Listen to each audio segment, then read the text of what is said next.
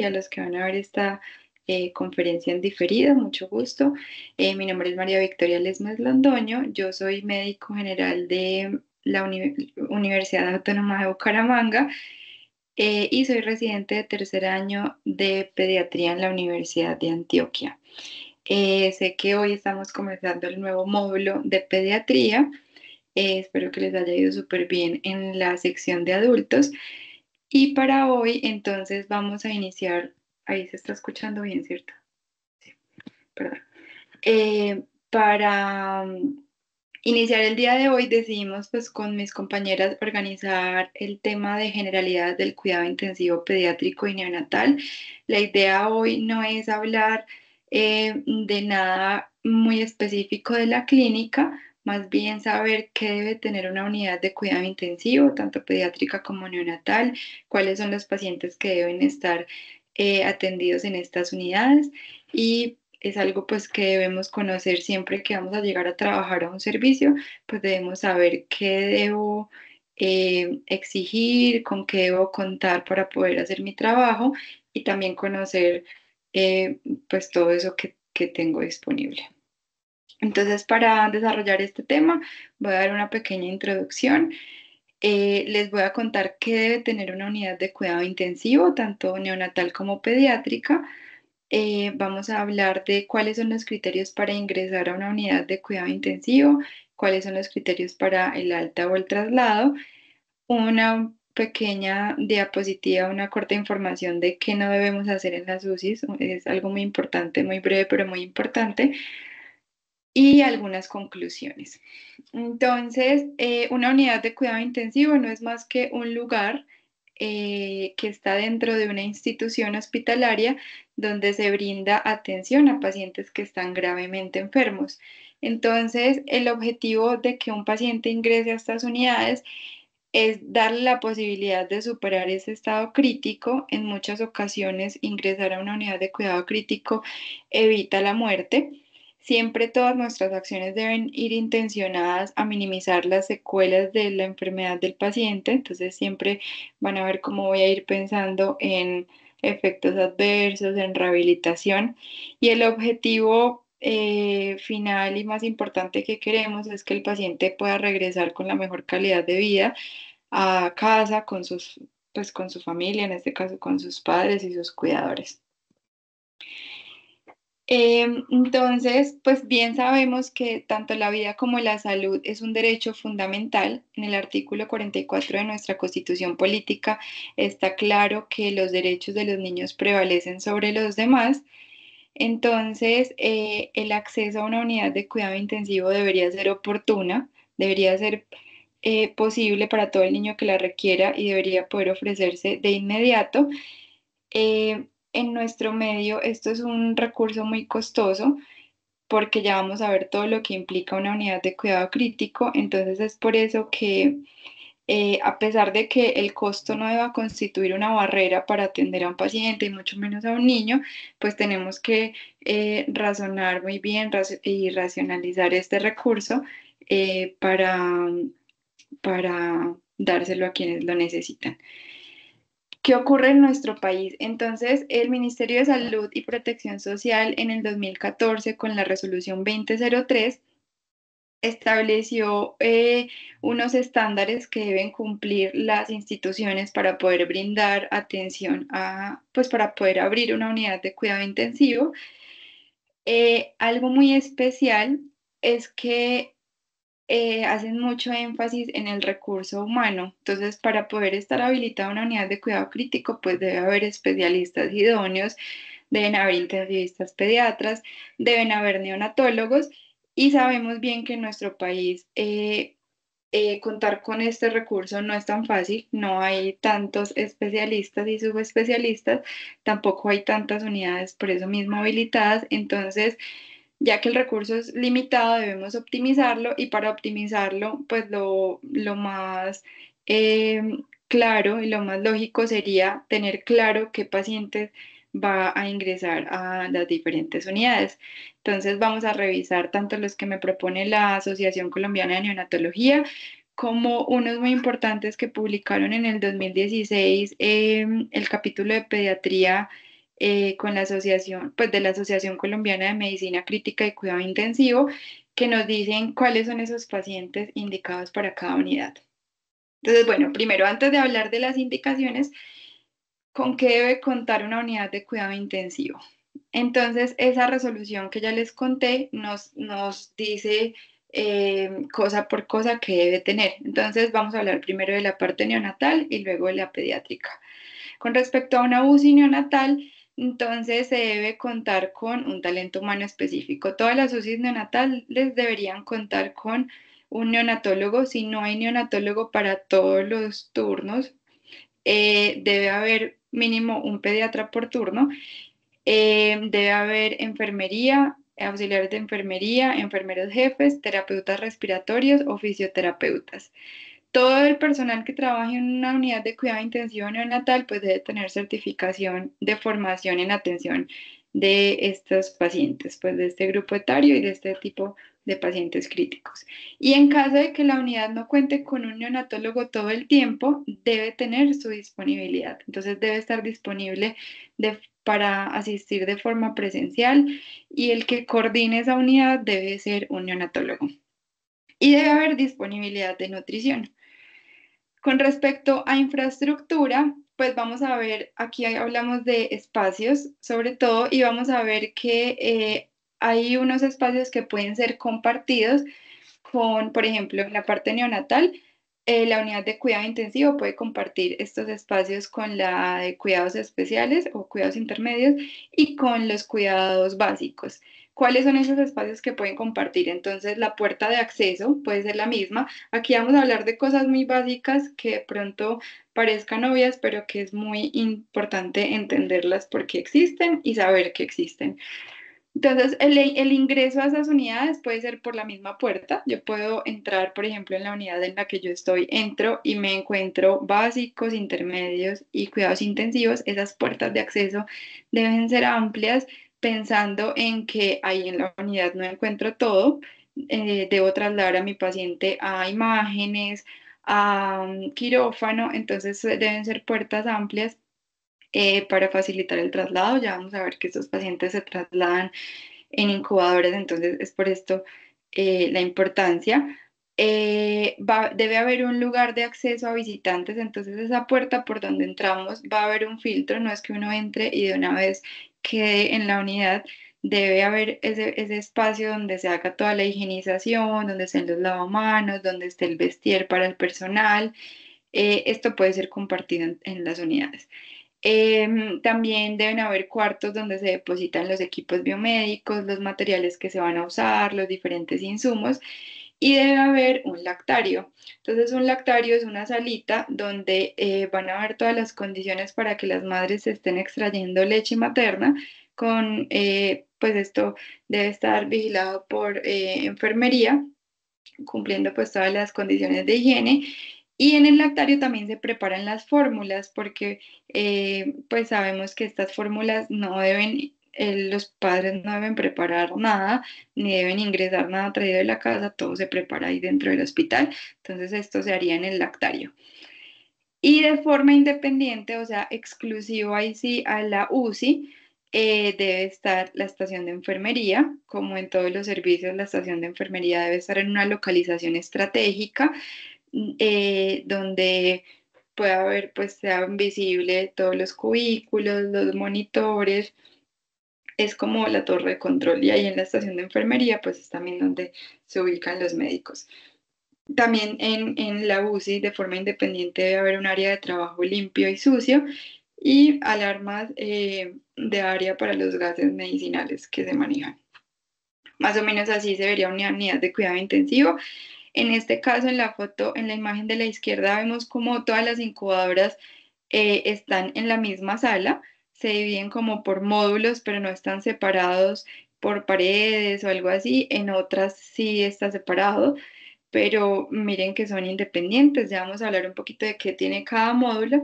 Y a la derecha, más o menos así se vería un lactario. Veamos cómo es el espacio idóneo para una mamá extrayendo de leche en las mejores condiciones, pues un ambiente tranquilo, pero también un ambiente limpio con todas las condiciones pues de sanidad. En cuanto a dotación que debe tener una UCI neonatal, Entonces, en ese módulo, que como ya les dije, puede ser un cubículo aparte con su propia puerta y todo, hay otras donde son módulos, debe contar con un área amplia, ya lo vamos a ver en una imagen, o sea, alrededor de la incubadora debe haber espacio para que el equipo trabaje, para que pongamos lo que necesitemos, el ventilador, el monitor, todo lo que haya que traer para el paciente y que ante una emergencia, pues el equipo pueda rodear la incubadora y prestar la atención necesaria. Entonces, el espacio pues es muy importante. Cada cubículo, cada módulo debe tener sus propias tomas eléctricas, o sea, todo lo que necesite el paciente debe poder conectarse en ese módulo. Cada uno va a tener su fuente de oxígeno, su fuente de aire medicinal y su toma para vacío, para succión. Cada uno debe contar con su monitor de signos vitales, con las bombas de infusión que sean necesarias, que ya vamos a ver en una imagen como en una UCI, pues son muchas bombas. Cada cubículo debe tener su fonendoscopio, debe tener una silla para el acompañante, en pediatría es así. Debe contar la UCI con un ventilador para cada cubículo que tenga, sistemas para administrar presión positiva continua, para ventilación no invasiva y debe contar pues con un resucitador pulmonar manual con control de presión, que puede ser pues el AMBU que conocemos o el NeoPuf. Y pues obviamente lo más importante, la incubadora es independiente, en una incubadora solo puede ir un paciente, aunque esto suene obvio, vale la pena mencionarlo. Las incubadoras no son servocunas, son incubadoras servocontroladas y son de doble pared. ¿Qué diferencia tiene de una servocuna? Pues esta es completamente cerrada, es servocontrolada porque tiene un sistema eh, que, que va a controlar con un microprocesador que tiene toda la tecnología, va a monitorizar la temperatura de mi paciente y va a ajustar la energía que suministra al calentador según el paciente lo necesite. Entonces, no debo tener mi paciente no le debo tener conectado un termómetro para que ella actúe, sino ella misma, pues con todo su sistema se va controlando. Y es de doble pared, porque la doble pared me va a permitir controlar mejor esa temperatura, me va a permitir pues, o me va a disminuir más bien la pérdida de calor, el consumo de oxígeno, las pérdidas por evaporación, todas las pérdidas insensibles. Es por esto, pues, que es tan importante que sea como de estas características para estos pacientes, sobre todo los pacientes que son menores de 1500 gramos o todos esos pretérminos extremos. También debe tener una dotación para transporte. Si yo voy a transportar a mi paciente, ya sea a otro servicio, como les dije ahorita, al tomógrafo, al resonador, o si lo voy a trasladar porque lo tengo que remitir, entonces debo contar con una incubadora, con un ventilador, una incubadora de transporte, un ventilador de transporte y un monitor para transportar a mi paciente completamente monitoreado. Y debe haber, si una institución tiene una UCI neonatal, debe tener disponibilidad de un equipo para hacer radiografías portátiles. Muchas veces, la mayoría de veces estos pacientes van a requerir esos estudios portátiles que se hagan en su misma habitación. Deben contar con lámpara de fototerapia. Dentro del monitoreo de estos pacientes, pues el peso diario y el control de líquidos administrados y eliminados es fundamental, es como un signo vital más, entonces se debe contar con una báscula para bebés, ya sea mecánica o electrónica, y con un pesapañales, que es con lo que vamos a cuantificar ese gasto urinario, pues esa diuresis para cuantificar el gasto urinario. Debe contar con un equipo para electrocardiografía que permita impresión de los trazados, un equipo de órganos, vemos que esto se puede compartir, o sea, puede haber un equipo para toda la unidad, pero debemos contar con él, y un desfibrilador pediátrico. Y además debe haber una interdependencia, entonces una UCI neonatal debe, pues una institución que cuente con UCI neonatal debe tener disponibilidad para que haya una evaluación por oftalmología, estos pacientes prematuros la van a requerir. Eh, cardiólogo, disponibilidad de cardiólogo, disponibilidad de hacer ecografía portátil, cerebral sobre todo, y el cardiólogo pues va a hacer las ecocardiografías, y disponibilidad de un transporte asistencial medicalizado. Y además, pues si yo tengo una unidad de cuidado intensivo neonatal, debo poder prestar el servicio de cuidados intermedios, porque mi paciente no va a salir siempre o casi nunca de la UCI a una sala de hospitalización, sino va a salir a unos cuidados intermedios y luego a unos básicos. Entonces, la institución debe prestar este servicio, debe haber cirugía pediátrica, laboratorio clínico, servicio farmacéutico, banco de sangre y radiología. Aquí pues como un collage de todo lo que he dicho, entonces les voy a hablar un poquito de cada cosa. Entonces, empezando de la izquierda a la derecha y de arriba a abajo, entonces vemos como en el módulo, en este caso sí es como una habitación aparte, está la incubadora, es una incubadora de doble pared. Todo vemos que es incubadora porque es completamente cerrada, vemos cómo están todos los tomacorrientes ahí mismo, la fuente de oxígeno, el monitor, todo ahí mismo. En la imagen que les diga a la derecha vemos una torre de bombas de infusión, más o menos así se ve una unidad de cuidado intensivo, entonces debe haber disponibilidad de todo esto. Luego si tenemos un ventilador, un equipo para rayos X portátil y abajo quiero resaltar, vean que acá se ve el espacio que hay alrededor de la incubadora, así debe ser. Luego tenemos una lámpara de fototerapia, nuevamente las fuentes de oxígeno, y como les dije, cada módulo debe tener pues su propia fuente. Cuando ya pasamos a UCI pediátrica, muchas cosas se van a repetir. Voy a hacer énfasis en las cosas que son diferentes con respecto al talento humano. Una UCI pediátrica debe contar con un pediatra o con un pediatra intensivista, eh, enfermeros, terapeutas respiratorios o fisioterapeutas, auxiliares de enfermería, todos entrenados en cuidado crítico, en este caso pediátrico. Lo ideal, pues, si yo tengo, y esto es algo que nos deja muy claro la resolución, si tengo un paciente que tiene indicación de ir a una unidad de cuidado intensivo pediátrico, es porque tiene la necesidad de ser atendido por un pediatra intensivista. Entonces, esta parte de talento humano es fundamental. Si bien no todas las unidades tienen intensivista para todos los turnos, sí, este debe estar también disponible de forma presencial, es el que se debe encargar como de toda la estrategia, de la organización, de todo esto. Y cada turno sí debe tener al menos un pediatra. Debe haber disponibilidad entonces de ese pediatra intensivista y de nutrición igual. Con respecto a la infraestructura, lo mismo, la parte compartida es igual, la puerta de acceso se puede compartir entre unidad de cuidados intermedios e intensivos. Lo mismo, aquí los pacientes ya no los voy a trasladar en incubadoras, sino en camillas, entonces mucho más importante el tema del fácil acceso, que las puertas, los espacios sean amplios. Todo el resto igual. El lactario aquí también cuenta, aquí también preparamos fórmulas y se extrae leche materna.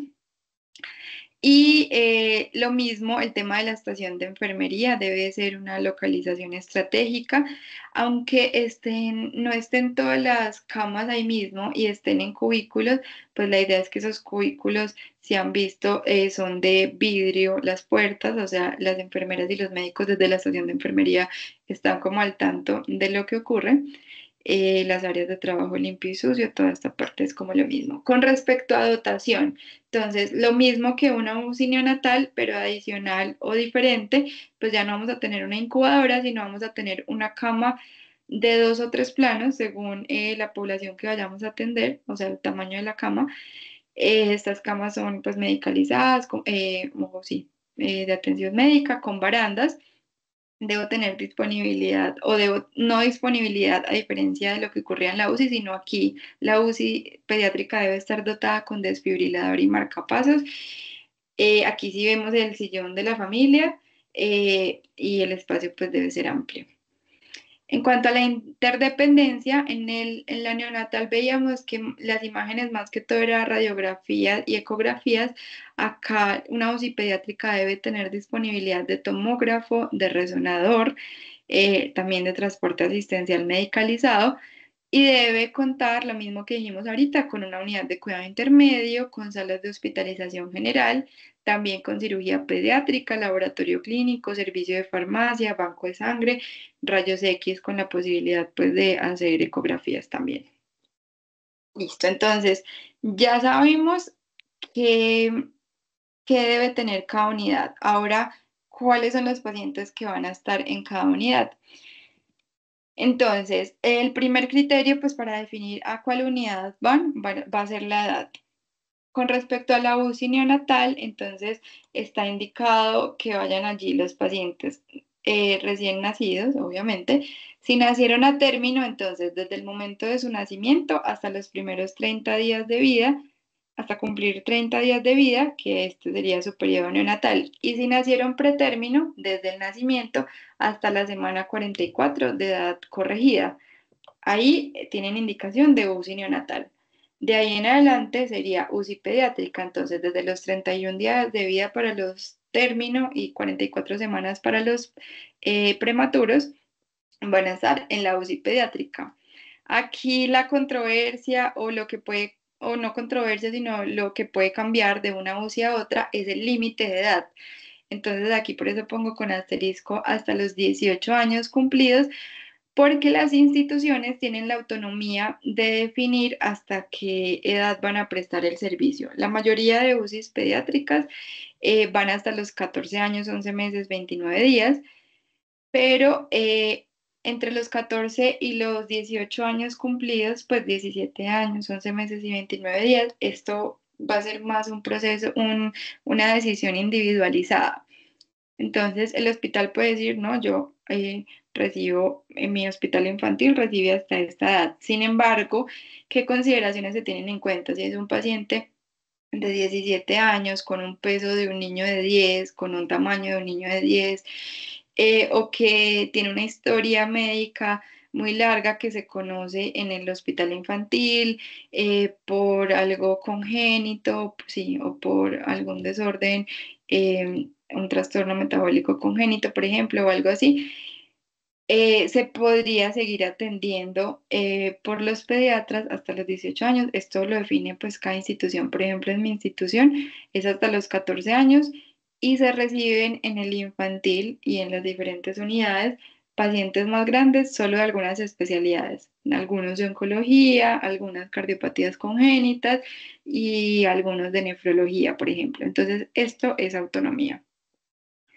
Y a su vez, pues por ejemplo, si yo tengo una mujer, una niña embarazada de 14 años y necesita cuidados intensivos, no la voy a atender en una UCI pediátrica, aunque tenga 14 años, va para la UCI de adultos, que es la que va a contar con el personal idóneo, con obstetras, con ginecólogos, con todo lo que requiera.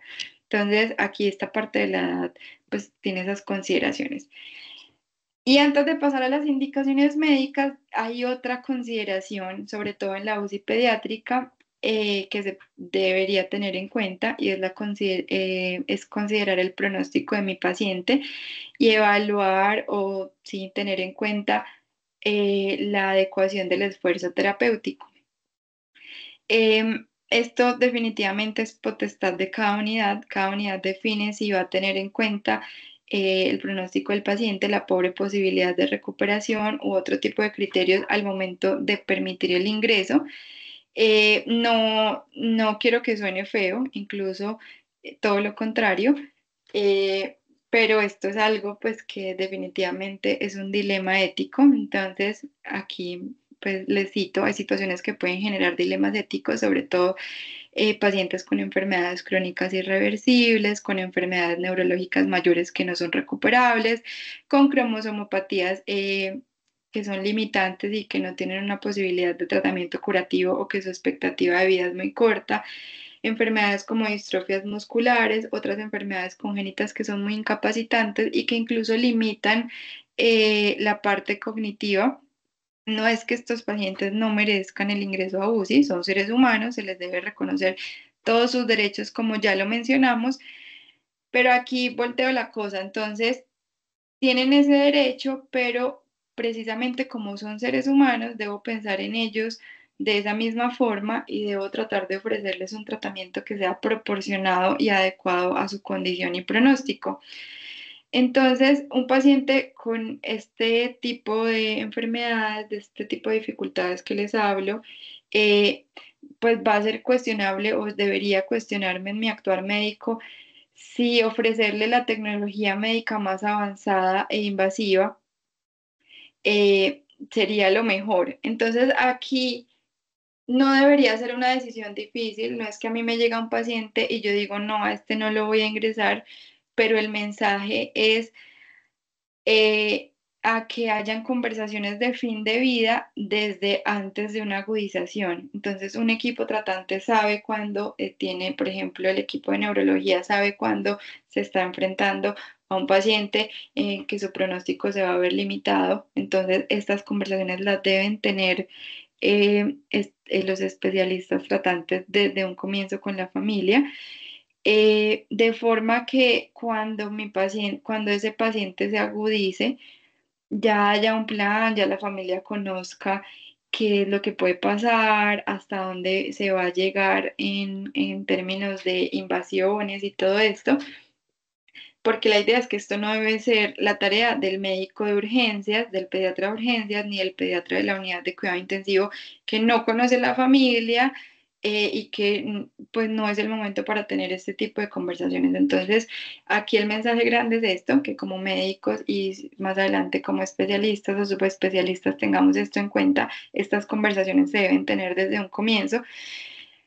Y definitivamente, bueno, y entonces ¿para qué? Entonces, bueno, yo ya tengo estas conversaciones, ya sé que mi paciente es de muy mal pronóstico, no significa que le veto y que la entrada a la unidad de cuidado intensivo no, pero que se sabe cuándo lo voy a admitir, listo, si tiene esa complicación infecciosa, lo voy a ingresar, pero voy a llegar hasta este punto. Entonces, la idea es que hayan juntas médicas, ya sea en el momento de la hospitalización aguda o antes de, para definir esos planes de acción, esos tiempos razonables, esa extensión del tratamiento. Entonces, por ejemplo, un paciente que tiene una enfermedad neuromuscular, eh, mi plan es, si hay una complicación muy grave, listo, voy a llegar hasta una ventilación no invasiva. No vamos a progresar a una vía aérea invasiva, a- voy a llegar a un esquema antibiótico dentro de lo usual, pero no me voy a extender a cosas pues más allá. Entonces, esto no pretendía extenderme tanto, pero es algo pues que como médicos y como seres humanos debemos tener siempre en nuestra mente, este tipo de dilemas éticos. Bueno, ahora sí, vamos a hablar, les voy a mencionar las indicaciones médicas para ingreso a cada unidad. Entonces, para hablar de la UCI neonatal, la Asociación Colombiana de Neonatología en el 2020 publicó su consenso de criterios de ingreso y egreso. Esos son los que voy a citar acá. Entonces, si un paciente ingresa a una unidad de cuidado intensivo neonatal, esto implica que va a tener un monitoreo permanente, tanto cardíaco como respiratorio. Permanente es permanente. Eh, que va a tener todo el tiempo un control de balance hídrico de líquidos administrados y eliminados, un control continuo de escalas de dolor y de confort, mínimo evaluación médica 3 veces al día. Entonces, esto es algo que ocurre en las unidades neonatales. Se pasa ronda en la mañana, en la tarde y en la noche, a diferencia de algunas pediátricas y de las de adultos. Y evaluación permanente por enfermería, claro está. Entonces, esos criterios de admisión los podemos dividir en estas indicaciones médicas. Siempre va a prevalecer la indicación de mayor complejidad. Entonces, puedo tener un paciente con un cuadro respiratorio eh, que sea leve, pero con algo metabólico grave, entonces que indica, pues que es indicación de UCI, entonces va a prevalecer esa indicación. Entonces las vamos a dividir en inestabilidad cardiopulmonar, alteraciones respiratorias, alteraciones cardiovasculares, hemodinámicas, neurológicas, metabólicas, nutricionales, electrolíticas, hematológicas, inflamatorias e infecciosas. Y aquí dejo de una vez escritas estas que no voy a profundizar, que son Si hay una malformación congénita con urgencia quirúrgica, es indicación de ingreso a UCI, o si hay falla renal aguda, es indicación de ingreso a UCI. Y las otras sí ya las vamos a detallar. Entonces, si mi paciente tiene inestabilidad cardiopulmonar, va para UCI neonatal. ¿Qué significa esto? Que requiera manejo con ECMO, con oxigenación por membrana extracorpórea, que requiera óxido nítrico, ventilación mecánica invasiva y también los que requieren ventilación mecánica no invasiva, ya sea como primera medida, o sea que por su enfermedad yo tuve que ponerle un CPAP o porque lo extuve a CPAP. Entonces, tener ventilación no invasiva es indicación de estar en UCI. Les voy a dar aquí unos tips, como ya les prometí, no vamos a hablar aquí de clínica todavía, vienen muchas más conferencias más adelante de todas las enfermedades que vamos a manejar en las UCIs, pero aquí en la parte de neonatos les voy a dejar unos pastelitos como unos tips. Entonces, ¿qué es inestabilidad respiratoria en un neonato? Entonces, tener una frecuencia respiratoria mayor de 60 y una clasificación de dificultad respiratoria que puede ser la Silverman mayor de 4 y o una FIO2 mayor al 0,30. Aquí en Cuidados en este diplomado vamos a aprender que la FIO2 es una fracción, entonces se habla como fracción y no como un porcentaje. Entonces una FIO2 mayor al 0,30, que es lo que conocemos como 30%. Entonces, que el paciente requiera esta FIO2 en una ventilación no invasiva para lograr una saturación mayor a 90% y o que tenga unos gases arteriales con un pH menor de 7,3, una presión parcial de oxígeno menor de 50 milímetros de mercurio y una de CO2 mayor de 50 y o que tenga una apnea. Entonces, cualquiera de estos guioncitos que les pongo significa que mi paciente está inestable desde el punto de vista respiratorio. ¿Qué es una apnea? Entonces es una pausa en la respiración que dure más de 20 segundos y que se acompañe de saturación y bradicardia, perdón. De saturación, saturación menor de 90 y bradicardia, una en neonatos que sería menor de 100. Otro criterio, las alteraciones respiratorias. ¿Cuáles? Entonces, las apneas, ya sabemos que es una apnea. Los niños que tienen apnea van a estar en UCI hasta 48 horas después de la última apnea. Es decir, debo garantizar que dure 48 horas sin apnea para pensar en sacarlo de UCI. O que tenga un BRUE, que son estos eventos inexplicados, breves y resueltos. Eh, entonces, si tiene un BRUE, que un BRUE se va a manifestar con palidez o cianosis, con alguna alteración en la respiración, ya sea bradipnea, apnea o una respiración irregular, con hipo o hipertonía y con un nivel de alerta alterado.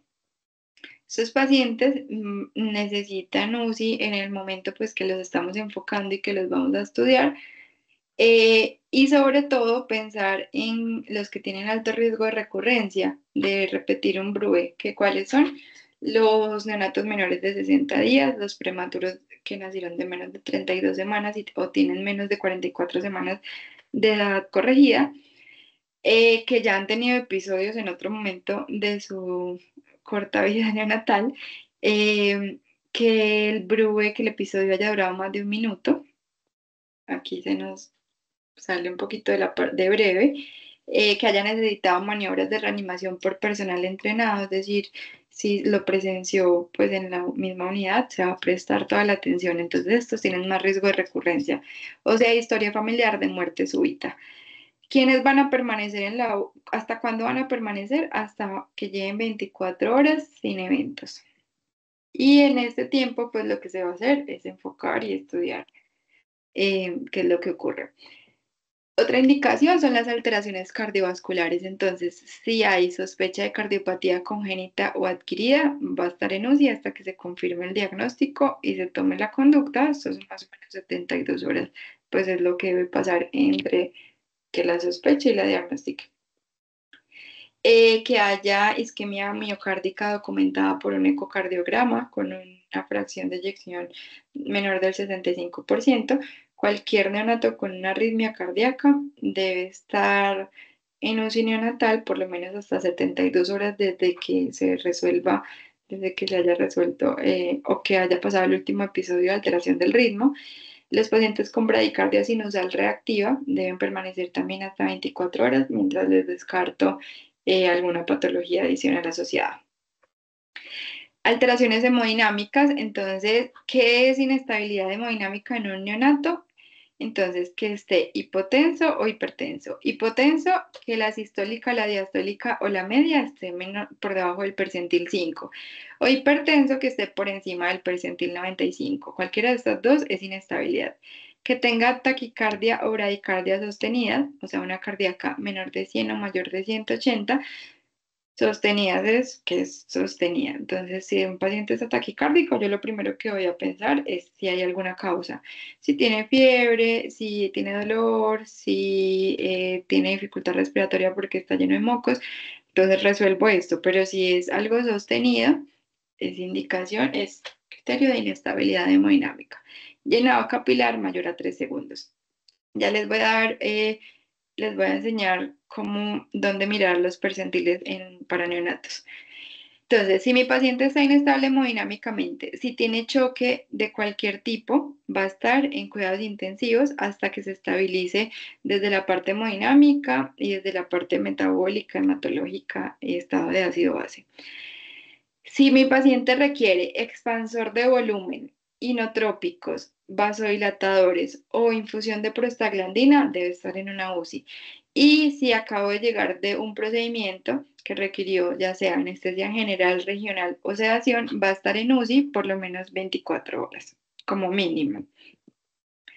Esto es lo que les digo, esta es una calculadora, sí, se llama Neopets Academy, la pueden buscar fácilmente en internet. Y aquí entonces se las traigo, uno debe tener estas herramientas a la mano. Aquí yo pongo la edad gestacional a la que nació el bebé que voy a mirar, la edad que tiene en este momento y automáticamente me salen los percentiles que vemos a la derecha. Si yo pongo en los demás cuadritos la presión que quiere evaluar, pues él me la califica. Por ejemplo, aquí yo puse que el niño nació de 29 más 3, que tiene ahorita 10 días y que tiene una presión de 70/30. Entonces ahí él de una vez me dice en qué percentil está cada una, la sistólica, la diastólica y la media, la presión de pulso, o a la derecha los percentiles. Es muy importante que si yo voy a tener unas metas de presión arterial, pues yo le entregue a enfermería esas metas o que ellas sepan, ellas generalmente saben dónde buscarlas las jefes y las ponen en un tablero en la habitación del paciente. Entonces, si yo tengo un paciente con soporte vasopresor, es porque estoy buscando una meta de presión arterial, entonces les digo en mis indicaciones, yo quiero mantener una presión entre el percentil 50 y 95. Entonces se ponen, miren que ahí están percentil 5, 25, 50 y 95. Alteraciones neurológicas como asfixia perinatal y encefalopatía hipóxico-isquémica, se las dejo con un asterisco, como una cuña publicitaria, es la siguiente charla que daré yo. Los que tienen encefalopatía hipóxico-isquémica van a estar en UCI para lograr una hipotermia terapéutica, de esto vamos a hablar en esa clase. Si tienen un síndrome convulsivo, van a estar en UCI hasta 48 horas después del último evento clínico o del último patrón que encuentre alterado en el electroencefalograma, si es que son crisis que no son evidentes. O si mi paciente tiene hemorragia intraventricular, que es una complicación de la prematurez, van a estar en UCI durante la primera semana del diagnóstico. Entonces, después, pues, a ellos se les sigue en el tiempo, pero después de una semana, pues el criterio de UCI no va a ser solamente esto. Seguramente si tuvo hemorragia, tiene otras complicaciones. Alteraciones metabólicas, nutricionales y electrolíticas, como trastornos metabólicos o electrolíticos sintomáticos que requieran corrección aguda. Aquí debemos tener en cuenta, en este mismo consenso les pueden encontrar las cifras de todos los electrolitos, son para cada edad. Entonces es diferente si mi paciente fue a pretérmino y tiene 3 días, a que si fue a término y tiene 3 días, los valores son diferentes. Entonces tener en cuenta estas tablas para hablar de que hay alteraciones electrolíticas, igual el pH, gases arteriales, todo varía casi que día a día. Necesidad de nutrición parenteral, entonces si mi paciente su aporte nutricional está dado en más de un 50% por una nutrición parenteral, o sea, más de la mitad del soporte nutricional es por vía parenteral, es una indicación de estar en UCI. Alteraciones hematológicas como inestabilidad hematológica, que está definida como una coagulación intravascular diseminada, una trombocitopenia severa con menos de 50.000 plaquetas, ya sea que tenga o no requerimiento de transfusión.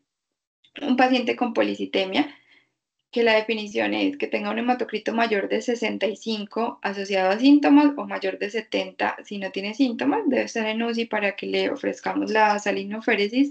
La necesidad de transfusión de hemoderivados o necesidad de exsanguinotransfusión, así sea total o parcial, debe estar en la UCI y debe permanecer por 24 horas después de la transfusión.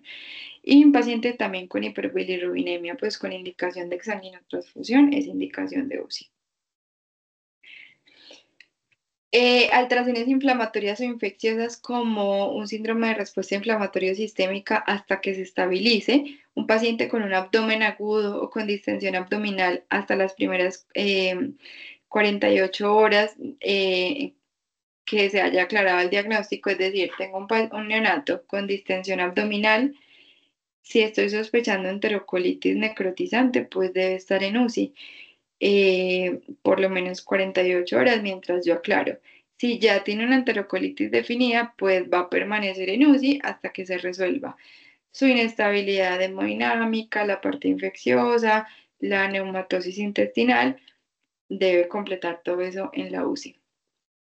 Definición de SIRS, otro pastelito, entonces cualquiera de pues, estos criterios, una frecuencia respiratoria mayor de 60 o distrés respiratorio definido como quejidos o retracciones y desaturación, inestabilidad térmica, hipotermia o hipertermia, un llenado capilar mayor de 3 segundos, leucocitos mayor de 34.000 o menores de 5.000, trombocitopenia debajo de 100.000 o unas bandas mayores del 10%, criterio de PCR mayor de 10 miligramos por decilitro y taquicardia persistente.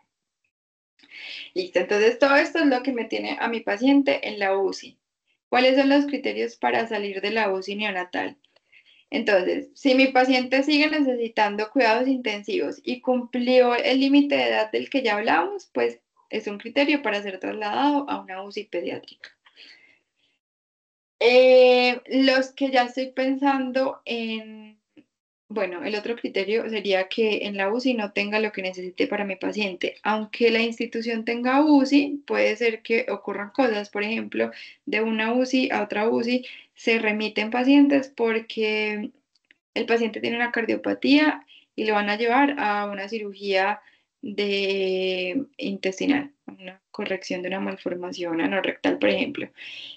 Si no hay anestesia cardiovascular en la institución donde está, pues ahí no lo van a poder intervenir aunque haya cirugía. Entonces lo remiten por eso. Entonces ese sería otro criterio de egreso, pues que es más bien de traslado. Pero ya pensando en el paciente en el que se va para la casa, en los neonatos debo hacer una clasificación. Si mi paciente fue prematuro o si mi paciente no fue prematuro. Si mi paciente fue prematuro, lo ideal es que salgan al plan canguro. No vamos a hablar en esta charla del programa canguro, pero aquí en el cuadro rosadito les dejo, están del 2019, me parece, o 2017, los últimos lineamientos técnicos para implementar programas Madre Canguro en Colombia. Aquí están todos los criterios de ingresar al programa. Entonces, todo el paciente prematuro debería salir para el programa canguro. Entonces, si mi paciente tiene acceso porque vive en una ciudad donde lo hay, porque sobre todo es el tema de la localización, porque las EPS deberían prestar ese servicio. Entonces, cuando ya a mi paciente le tengo garantizado, se resolvió pues toda la parte médica, obviamente, y tengo garantizado programa canguro, pues se va para programa canguro. Pero si mi paciente fue prematuro, ya se resolvió todo lo que lo tiene en la UCI y no hay acceso a programa canguro porque en el municipio donde está, aquí las barreras son mayormente sociales, en el municipio no hay y no puede venir hasta la ciudad, lo que sea, entonces solo lo voy a dejar a dar de alta cuando tenga un peso mínimo de 2.300 gramos y que sea un peso con tendencia al aumento, que en los últimos 3 días haya ganado de 20 a 30 gramos por día fuera de una incubadora, es decir, que no necesite esa ayudita, perdón, de la incubadora para ganar peso. Em, que si tiene requerimiento de oxígeno sea menor a 0,5 litros por minuto, que ya su enfermedad aguda esté resuelta o su enfermedad crónica esté controlada y sobre todo muy importante que la familia esté entrenada en lactancia materna, en cuidados básicos del recién nacido, en signos de alarma para consultar a urgencias. Y debo garantizar, si bien no era el programa Canguro, que es un programa mucho más exigente, que los hace ir varias veces por semana y así, sí debe entrar a las rutas de atención integral, entonces al crecimiento y desarrollo, debo garantizar esta parte. Y si mi paciente no fue prematuro, pero es de alto riesgo, entonces si estuvo en UCI, generalmente es de alto riesgo, entonces un paciente que no fue prematuro pero tiene una cardiopatía es un paciente de alto riesgo, entonces no va a salir para el programa Canguro, pero existen programas de alto riesgo. No se llama así, no se llama programa Canguro, pero se llama programa de alto riesgo. Entonces se va cuando la enfermedad aguda o no tenga enfermedad aguda y la enfermedad crónica esté controlada, esté estable clínicamente con todas las definiciones de estabilidad que ya hablamos, que la familia esté entrenada y que se le garantice un seguimiento de alto riesgo por un pediatra entrenado. Entonces hay EPS que tienen estos programas de alto riesgo o si no, pues su control con un pediatra.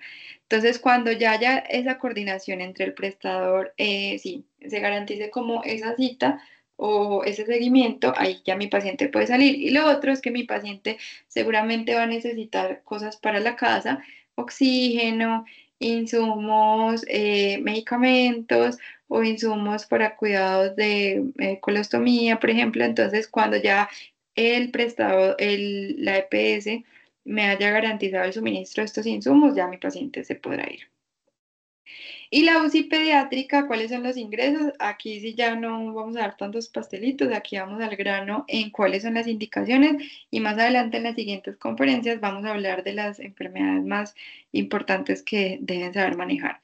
Entonces, según la indicación médica, van a haber indicaciones respiratorias, cardiovasculares, neurológicas, hemato-oncológicas, endocrino-metabólicas, gastrointestinales, renales, quirúrgicos y otros. Entonces, si mi paciente tiene una enfermedad pulmonar grave o que potencialmente amenaza la vida, es decir, algunas de las listas, pero no se limita a esto, es decir, si no está dentro de la lista, pero potencialmente amenaza la vida, también sería indicación. ¿Cuáles son esas? Entonces, que mi paciente esté necesitando ventilación mecánica, ya sea invasiva o no invasiva, o que potencialmente la vaya a necesitar. Entonces, ya lo tengo en urgencias y lo tengo con cánula nasal de alto flujo. eh, o lo tengo con cánula de bajo flujo, pero veo que está deteriorándose, pues ya va para UCI. Una enfermedad de la vía aérea, ya sea alta o baja, que progrese rápidamente o que sea suficientemente grave como para progresar a una insuficiencia respiratoria o una obstrucción completa, es indicación. Que se haya traqueostomizado recientemente, ya sea que esté necesitando el ventilador o no, pero si es una traqueostomía reciente, es indicación. Si está ventilado, pues es indicación por el tema de la ventilación. Em, Necesidad de que tenga un monitoreo cardiorrespiratorio o sí, un monitoreo continuo por apneas, es indicación de UCI. Necesidad de cánula de alto flujo en un paciente que pueda requerir lo que ya les dije, ventilación invasiva en las siguientes horas. Las indicaciones cardiovasculares, lo mismo, esta es una lista, pero no se limita solo a esto. Un paciente con cualquier tipo de choque debe estar en la UCI. Un paciente que tuvo parada cardiorrespiratoria y está en un estado postparo, postreanimación, debe estar en UCI. Una arritmia que amenace la vida. Un paciente con una insuficiencia cardíaca congestiva inestable, ya sea que necesite o no ventilación mecánica. Un paciente con una cardiopatía con inestabilidad cardiorrespiratoria. Un paciente en posoperatorio de una cirugía cardiovascular de alto o moderado riesgo, necesidades de que esté monitorizado de forma invasiva, entonces que necesite vigilar presión venosa o arterial central o presión de la arteria pulmonar con un catéter Estos obviamente deben estar en UCI, que tenga un que necesite que le tenga un marcapaso transitorio, que esté con soporte inotrópico, vasoactivo o vasodilatador, es indicación de UCI, y que esté en una emergencia hipertensiva. En lo neurológico, un paciente con estatus convulsivo, porque lo voy a tener seguramente con una infusión de fármacos antiepilépticos, debe estar en UCI, que tenga una alteración aguda y grave del sensorio, con una depresión respiratoria probable o predecible, que tenga una infección aguda del sistema nervioso central con depresión del sensorio o con compromiso metabólico hormonal o con alteración hemodinámica respiratoria o hipertensión intracraneana, que esté en un posoperatorio de neurocirugía, porque va a requerir un monitoreo continuo de su parte cardiovascular, cardiorrespiratoria, que tenga un trauma cranoencefálico grave. Estos van a estar en UCI o con riesgo de deterioro, disfunción neuromuscular que sea progresiva, este va a estar ventilado, compresión medular instaurada o en curso, y que tenga un paciente con una derivación no ventrículo-peritoneal, sino ventricular externa, que por alguna razón se haya tenido que poner externa. eh, Generalmente mientras se organiza nuevamente la ventrículo peritoneal, debe estar en cuidados intensivos. Indicaciones de hemato-onco, entonces, al igual que neonatos, si el paciente requiere exanginotransfusión, debe estar. Si requiere plasmaféresis o leucoféresis y con inestabilidad clínica e incluso sin inestabilidad, es criterio de UCI que tenga una coagulopatía grave, que tenga una anemia grave con alteración hemodinámica o respiratoria. Los pacientes con crisis falciformes, no sé si en todos lados donde nos están viendo ven mucho, pero por lo menos aquí en Medellín lo vemos mucho, anemia de células falciformes, entonces si hay una complicación grave con alteración neurológica o hemodinámica o con anemia plástica con inestabilidad hemodinámica, debe estar en UCI, o un paciente que va a iniciar quimioterapia y que tanto por la quimioterapia como por el tipo de tumor y otro tipo de parámetros tienen alto riesgo de lisis tumoral.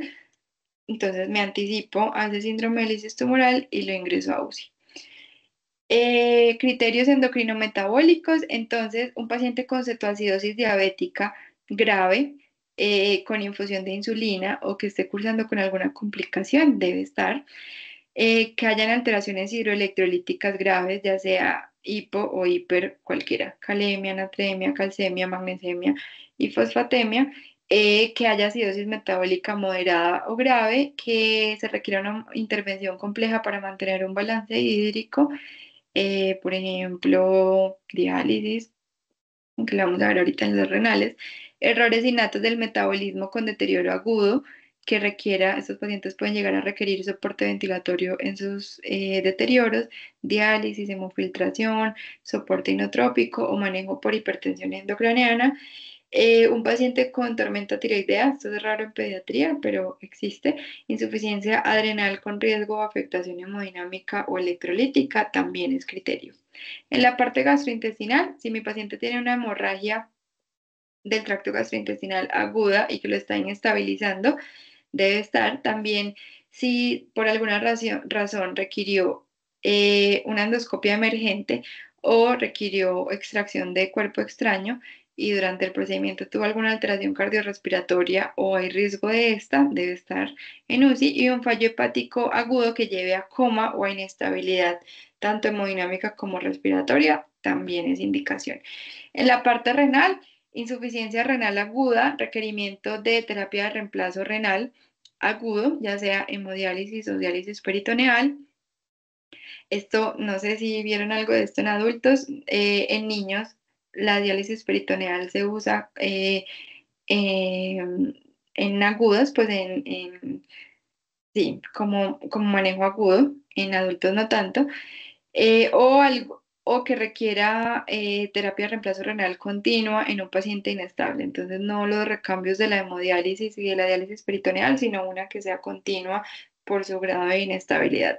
Y la rhabdomiolisis aguda con insuficiencia renal también. Indicaciones quirúrgicas, entonces generalmente los posoperatorios que requieran monitorización y que sean potencialmente, que haya una posibilidad potencial de deterioro, eh, que llegue a requerir una intervención intensiva, pues debe estar en UCI. Entonces, posoperatorio de una cirugía cardiovascular, de una cirugía de tórax, neurocirugía, de las craneofaciales, cirugías ortopédicas grandes o que involucren la médula, cualquier cirugía en la que haya habido inestabilidad, trasplante de órganos, el politrauma que incluye trauma cerrado de tórax y abdomen, y cirugías en las que haya habido sangrado significativo, ya sea durante el procedimiento o que en el posoperatorio esté teniendo sangrado. Otras indicaciones, entonces, aquí se incluyen pacientes con enfermedades multisistémicas inestables que potencialmente amenazan la vida, entonces que hayan ingerido tóxicos o que tengan sobredosis de alguna droga con potencial descompensación aguda o lesión de algún compromiso de algún otro sistema. Debe estar en UCI, síndrome de disfunción orgánica múltiple, que está definido por un compromiso de dos o más sistemas, hipertermia maligna, sospecha o que ya esté confirmada, que haya una injuria eléctrica o alguna otra injuria ambiental grave, y las quemaduras mayores que comprometan más del 25% de la superficie corporal total, o sin importar el porcentaje, si comprometen algún área especial, pues es indicación. Cuando mi paciente va a salir de la UCI, cuando esté estable hemodinámicamente, respiratoriamente, neurológicamente, cuando no necesite ningún monitoreo invasivo, ni monitoreo de la presión intracraneana, ni ninguno de los monitoreos hemodinámicos invasivos que les comenté. Que que si mi paciente es ventilado crónico o es un paciente con falla renal terminal que se dializa de forma crónica, sus enfermedades estén estables, o sea, que no haya ningún criterio de los que ya vimos en los que requiera estar en UCI, sino que ya pueda continuar con esto invasivo, eh, pero en otra sala. Eh, o cuando esto es del tema que les hablé, cuando el equipo médico, generalmente en conversación con la familia, defina que continuar el manejo en UCI es fútil. No les hablé de eso, pero quisiera decirles también, la familia obviamente en pediatría es parte fundamental, entonces en esas decisiones de adecuación del esfuerzo terapéutico y en general en cualquier intervención, la familia debe estar informada de todo lo que pues de todos los planes y todo, pero algo muy importante que como médicos debemos tener muy claros es que es una responsabilidad, todas las decisiones médicas son responsabilidad del personal médico y no de la familia. Yo no le pregunto a la familia, ¿usted quiere que intube al paciente? No, es una decisión médica, pero sí hay conversaciones alrededor de todo esto, sobre todo en todos estos dilemas éticos, pues sí, muchas veces los padres son los que dicen, entonces deben haber estas conversaciones, pero nunca se debe dejar la responsabilidad ni un mínimo en las familias, sobre todo porque obviamente un papá siempre va a querer todo por su hijo, y lo otro porque aunque el papá sea consciente de lo que le está pasando a su hijo, pues por culpa muchas veces va a quererlo todo. Entonces no, las decisiones médicas son de los médicos. ¿Qué no vamos a hacer, ya para terminar? ¿Qué no se debe hacer en una unidad de cuidado intensivo? Entonces esto lo publicó el Acta Colombiana de Cuidado Intensivo el año pasado, y es muy importante tenerlo en cuenta. Entonces, siempre el enfoque de mi paciente debe ser individualizado, centrado en él y priorizando su bienestar, confort, que no haya dolor. Si mi paciente necesita sedación, entonces saber cuáles son las indicaciones de sedación y si la necesita, tener la mínima sedación que necesite. Entonces, aquí el mensaje que no hacer es no sedar a todos los pacientes de forma rutinaria. Primero le manejo el resto de cosas y luego miro si necesito algo de sedación. No debo indicar inmovilización a todos los pacientes, es decir, no a todos voy a pedir medidas de sujeción de forma rutinaria, no, a menos de que exista una indicación. No debo aislar a los pacientes críticos. Este consenso es de adultos, entonces aquí nos dicen evite restringir las visitas o prohibir el uso de celulares y tecnologías de comunicación. Entonces, en el caso de las unidades pediátricas, siempre hay posibilidad, incluso debe. En las neonatales, los recién nacidos pueden estar solitos, por lo menos en la que yo estoy, pueden pasar algún periodo solos, pero en las pediátricas generalmente debe haber siempre un cuidador.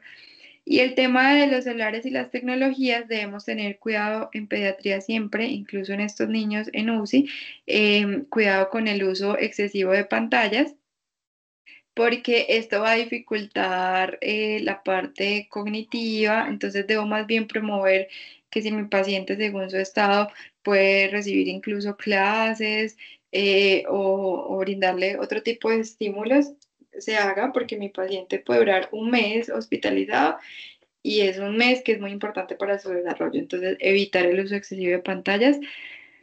No debemos ignorar nunca la importancia de morir con dignidad en la UCI. Entonces, en la UCI también existen los cuidados paliativos. Se debe evitar todas las cosas que generen disconfort, evitar que el entorno sea muy frío, que sea despersonalizado, siempre promover el acompañamiento familiar, el apoyo espiritual, psicológico, todo esto de acuerdo a las familias. Y nunca olvidar al equipo asistencial, que el equipo asistencial también tiene sus riesgos de burnout, pues de problemas emocionales. Entonces, siempre promover el bienestar del personal, fomentando un buen trabajo en equipo, colegaje, estrategias de humanización. eh, Debería, todos los médicos deberíamos tener atención por psicología, pero en este tipo de unidades sí que mucho más. Y para concluir, ya siendo las pasada una hora, entonces los cuidados intensivos buscan brindar una atención integral, humanizada y multidisciplinaria a los niños en estado crítico. La idea de todo lo que ofrezcamos es buscar ofrecer buenos resultados con una buena calidad de vida para estos niños que enfrentan enfermedades desafiantes. Y mi mensaje más grande es que al ser un recurso limitado en nuestro medio, pues es imperativo tener claridad sobre los criterios de admisión a una unidad de cuidado intensivo, no para decidir quién entra y quién no, sino o sea, no para negarle la atención a uno, sino para que estén los que verdaderamente deben estar y optimizar la ocupación y la rotación de las camas. Con esto terminamos. Un mensaje que les quiero dejar, así estemos hablando de unidad de cuidado intensivo, cuando ya no haya nada más médico para hacer por el paciente, siempre habrá algo que hacer. Entonces, si no podemos curar, cuidamos y acompañamos, siempre pensemos en que no, el objetivo no siempre va a ser salvar una vida, sino también acompañar una etapa difícil, promover una muerte digna, ofrecer confort, manejar en pediatría. Van a ver que vamos a hablar mucho de manejar a las familias, no solo un paciente, sino hasta un contexto familiar. Entonces, con esto terminamos. No sé si haya alguna pregunta en el público.